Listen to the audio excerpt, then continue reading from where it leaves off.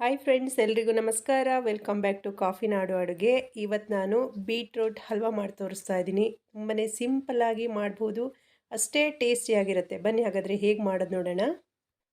ನೋಡಿ, 2 ಬೀಟ್ರೂಟ್ ತೊಗೊಂಡಿದ್ದೀನಿ. ಇದರ ಮೇಲ್ಗಡೆ ಎಲ್ಲ ಸಿಪ್ಪೆ ತೆಗೆದು ಇದನ್ನು ಈ ರೀತಿ ಸಣ್ಣದಾಗಿ ತುರಿದಿಟ್ಕೊಂಡಿದ್ದೀನಿ. ಈಗ ಇದನ್ನು ಮಿಕ್ಸರ್ ಜಾರ್ಗೆ ಹಾಕ್ಕೊಂಡು ನುಣ್ಣಗೆ ರುಬ್ಕೊಳ್ಳೋಣ. ದೊಡ್ಡ ಗ್ಲಾಸ್ನಲ್ಲಿ 1 ಗ್ಲಾಸ್ನಷ್ಟು ನೀರು ಸೇರಿಸ್ಕೊಳ್ತಾ ಇದ್ದೀನಿ. ನೋಡಿ, ಈ ರೀತಿ ನುಣ್ಣಗೆ ಪೇಸ್ಟ್ ಮಾಡ್ಕೊಂಡಿದ್ದೀನಿ. ಈಗ ಇದನ್ನು ಫಿಲ್ಟ್ರ್ ಮಾಡ್ಕೊಳ್ಳೋಣ. ಚಾನೆಲ್ನ ಹೊಸದಾಗಿ ನೋಡ್ತಾ ಇದ್ದರೆ ದಯವಿಟ್ಟು ಸಬ್ಸ್ಕ್ರೈಬ್ ಮಾಡ್ಕೊಂಡು ನೋಡಿ.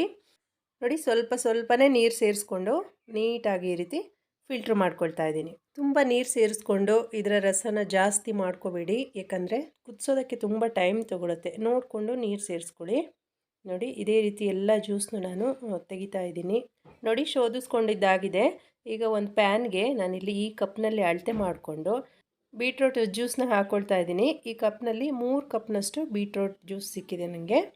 ನಾನಿನ್ನು ಸ್ಟವ್ ಹಚ್ಕೊಂಡಿಲ್ಲ. ನೋಡಿ, ಇಲ್ಲಿ 3/4 ಕಪ್ನಷ್ಟು ಕಾರ್ನ್ಫ್ಲೋರ್ ಹಾಕ್ಕೊಳ್ತಾ ಇದ್ದೀನಿ. ಬೀಟ್ರೋಟ್ ರಸನ ಅಳತೆ ಮಾಡ್ಕೊಂಡಲ್ಲ, ಅದೇ ಕಪ್ನಲ್ಲಿ 3/4 ಕಪ್ನಷ್ಟು ಕಾರ್ನ್ಫ್ಲೋರ್ನ ಸೇರಿಸ್ಕೊಳ್ತಾ ಇದ್ದೀನಿ. ಈಗ ಚೆನ್ನಾಗಿ ಒಂದು ಸಾರಿ ಮಿಕ್ಸ್ ಮಾಡ್ಕೊಂಬಿಡೋಣ. ಎಲ್ಲೂ ಉಳಿದೇ ಇರೋ ಹಾಗೆ, ಗಂಟುಗಳಾಗದೇ ಇರೋ ಹಾಗೆ ಚೆನ್ನಾಗಿ ಒಂದು ಸಾರಿ ಮಿಕ್ಸ್ ಮಾಡ್ಕೊಳ್ಳೋಣ.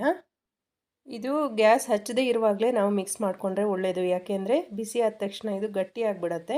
ಆ ನಂತರ ಕಾರ್ನ್ಫ್ಲೋರ್ ಸೇರಿಸ್ಕೊಳ್ಳುವಾಗ ಗಂಟಾಗಿಬಿಡುತ್ತೆ. ಹಾಗಾಗಿ ಸ್ಟವ್ ಹಚ್ಚದೆ ನಾನಿಲ್ಲಿ ಕಾರ್ನ್ಫ್ಲೋರ್ನ ಹಾಕ್ಕೊಂಡು ಮಿಕ್ಸ್ ಮಾಡ್ಕೊಂಡಿದ್ದೀನಿ.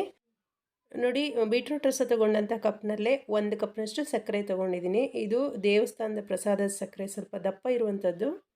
ಹಾಗಾಗಿ 1 ಕಪ್ ಹಾಕ್ಕೊಳ್ತಾ ಇದ್ದೀನಿ. ನೀವು ಅಮೂಲ್ ಸಕ್ಕರೆ ಉಪಯೋಗಿಸೋದಾದರೆ 1.5 ಕಪ್ನಷ್ಟು ಹಾಕ್ಕೊಂಡ್ರೆ ಸರಿಯಾಗುತ್ತೆ. ಈಗ ಸ್ಟವ್ ಹಚ್ಕೊಂಡು ಲೋ ಫ್ಲೇಮ್ನಲ್ಲಿ ಇಟ್ಕೊಂಡು ತಿರುಗಿಸ್ತಾ ಇದ್ದೀನಿ. ನೋಡಿ, ಇದು ಸ್ವಲ್ಪನೇ ಗಟ್ಟಿಯಾಗ್ತಾ ಬರ್ತಾ ಇದೆ. ಕಂಟಿನ್ಯೂಸ್ ಆಗಿ ಇದೇ ರೀತಿಯಾಗಿ ತಿರುಗಿಸ್ತಾ ಇರಬೇಕು. ಈಗಲೇ ತುಪ್ಪ ಸೇರಿಸೋದು ಬೇಡ, ಕೊನೆಯಲ್ಲಿ ಒಂದು 2 ಚಮಚದಷ್ಟು ಸೇರಿಸ್ಕೊಂಡ್ರೆ ಸಾಕಾಗುತ್ತೆ. ನೋಡಿ, ಕಡಿಮೆ ಉರಿಯಲ್ಲಿ ಇದೇ ರೀತಿ ಕೈ ಆಡಿಸ್ತಾ ಇರಬೇಕು, ಇಲ್ಲಾಂದರೆ ತಳ ಬಿಡುತ್ತೆ. ಒಂದು 10 ನಿಮಿಷನಾದರೂ ಟೈಮ್ ಬೇಕಾಗುತ್ತೆ ಇದು ಗಟ್ಟಿಯಾಗೋದಕ್ಕೆ. ನೋಡ್ತಾ ಇದ್ದಿರಲ್ಲ ಫ್ರೆಂಡ್ಸ್, ಇನ್ನೂ ಕಂಟಿನ್ಯೂಸ್ ಆಗಿ ನಾನು ಕೈ ಆಡಿಸ್ತಾನೇ ಇದ್ದೀನಿ. ಈ ಕನ್ಸಿಸ್ಟೆನ್ಸಿಗೆ ಬಂದ ಮೇಲೆ ನಾನಿಲ್ಲಿ ನೋಡ್ತಾ ಇದ್ದಿರಲ್ಲ, ಒಂದು 2 ಚಮಚದಷ್ಟು ತುಪ್ಪ ಹಾಕ್ಕೊಳ್ತಾ ಇದ್ದೀನಿ. ನೋಡಿ, ಇದಕ್ಕೆ ಜಾಸ್ತಿ ತುಪ್ಪ ಬೇಕಾಗೋದಿಲ್ಲ, 2 ಚಮಚದಷ್ಟು ತುಪ್ಪ ಸಾಕು. ಈಗ ಚೆನ್ನಾಗಿ ಮಿಕ್ಸ್ ಮಾಡ್ಕೊಳ್ಳೋಣ. ತುಪ್ಪ ಎಲ್ಲ ಕಡೆ ಹೊಂದ್ಕೋಬೇಕು, ಆ ರೀತಿ ಚೆನ್ನಾಗಿ ತಿರುಗಿಸ್ಕೊಳ್ತಾ ಇದ್ದೀನಿ. ನಿಮಗೆ ಎಷ್ಟು ಇದನ್ನು ಬೇಯಿಸಬೇಕು ಅಂಥೇಳಿ ಕೊನೆಯಲ್ಲಿ ಗೊತ್ತಾಗತ್ತೆ. ಇದು ತಳ ಬಿಡ್ತಾ ಬರುತ್ತೆ, ಅಷ್ಟರವರೆಗೂ ನಾವು ಬೇಯಿಸ್ಕೊಳ್ತಾ ಇರಬೇಕು. ನೋಡಿ, ಇದು ಇನ್ನೊಂದು 2 ನಿಮಿಷ ಇದೇ ರೀತಿಯಾಗಿ ನಾವು ಕೈ ಆಡ್ತಾನೆ ಇರಬೇಕು. ನೋಡಿ, ಸ್ವಲ್ಪನೇ ತಳ ಬಿಡ್ತಾ ಇದೆ. ನೋಡಿ, ಇಷ್ಟಾದರೆ ಸಾಕಾಗತ್ತೆ. ಕರೆಕ್ಟಾದ ಕನ್ಸಿಸ್ಟೆನ್ಸಿ ಇದು. ಈಗ ಕಟ್ ಮಾಡ್ಕೊಂಡಿರುವಂತಹ ಡ್ರೈ ಫ್ರೂಟ್ಸ್ನ ಸೇರಿಸ್ಕೊಳ್ತಾ ಇದ್ದೀನಿ.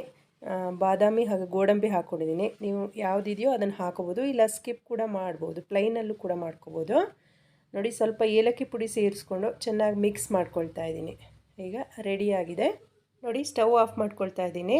ಈಗ ಒಂದು ಪ್ಲೇಟ್ಗೆ ಸ್ವಲ್ಪ ತುಪ್ಪನ ಸವರ್ಕೊಳ್ತಾ ಇದ್ದೀನಿ. ನೋಡಿ, ತಳ ಹಿಡಿದ ಇರೋ ಹಾಗೆ ಸ್ವಲ್ಪ ತುಪ್ಪ ಸವರ್ಕೊಂಡಿದ್ದೀನಿ. ಈಗ ಪ್ಲೇಟ್ಗೆ ರೆಡಿ ಮಾಡಿಟ್ಕೊಂಡಿರುವಂಥ ಹಲ್ವಾನ ಹಾಕ್ಕೊಳ್ತಾ ಇದ್ದೀನಿ.